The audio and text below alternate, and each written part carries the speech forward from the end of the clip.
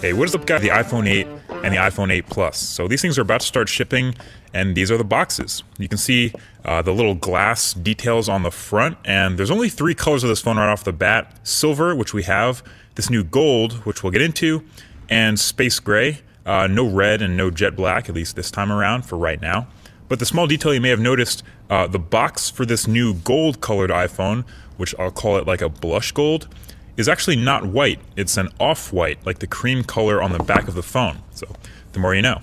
But either way, let's dig into the iPhone 8 first. So it's a pure white box, and you get your paperwork up top above the phone, and then the iPhone itself. So pretty much identical to last year.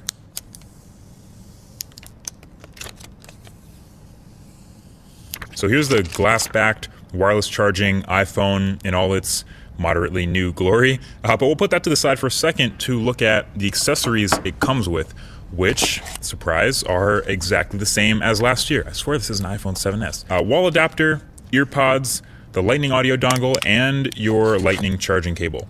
Okay, great, so let's look at this new colored phone. This new gold for the iPhone 8 Plus in its cream colored box and copper colored accents and all that, again, has the paperwork on the top, which is actually still white, so not cream. Hopefully you can see that. It's kind of hard to show on camera. But then, of course, you get the iPhone itself. White front again. Both these lighter colored phones have the white front. Only the space gray iPhone 8 has the black front bezels. So long story short, these both look very familiar because they're super similar to last year in design. The glass back is new, obviously, but you have identical dimensions to iPhone 7, so any cases you have from that phone will also work with these.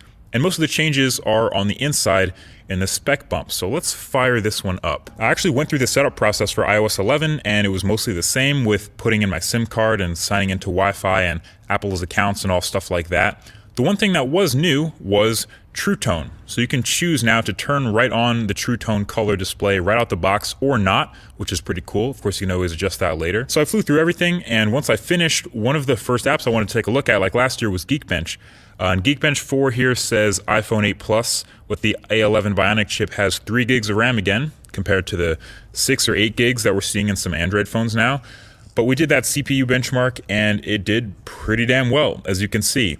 So it comes out with a comparable multi-core score to the Snapdragon 835 in this Note 8, but a massive single-core score, which is awesome for everyday activities like dinking around the user interface and quick animations and things like that. So that's good to see.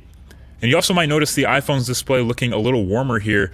Here is the toggle for the True Tone display responsible for that on iPhone 8. Me flipping the switch here doesn't make a huge difference on the camera since my video lighting is pretty much on point.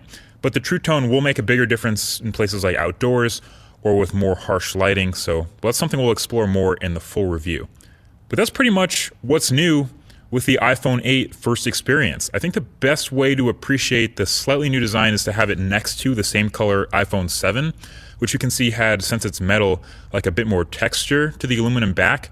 You can actually feel the cutout for the Apple logo, where on the iPhone 8, this new one, it's more under the glass, so you can't feel it by running your finger over it. And also there's no FCC markings on the bottom of the new iPhone, which is why it looks cleaner. And it's just a bit heavier feeling because glass is, after all, a heavier material than metal.